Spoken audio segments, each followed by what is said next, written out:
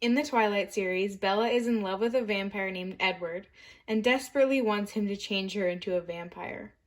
If the Bella gene is transcribed, her wish is fulfilled and she becomes a vampire.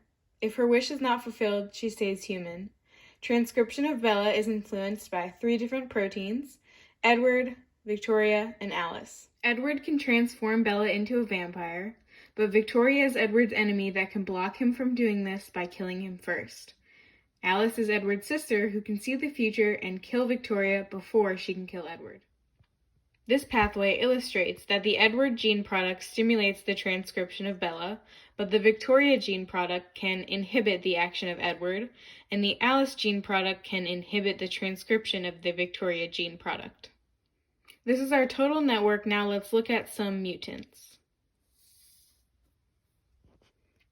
In a single mutant that lacks Alice, the transcription of Bella does not occur because Victoria blocks the action of Edward.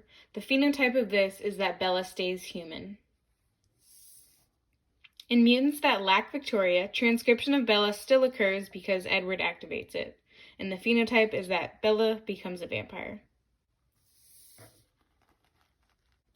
In double mutants lacking Victoria and Alice, transcription of Bella occurs because Edward activates transcription, and the phenotype is that Bella becomes a vampire.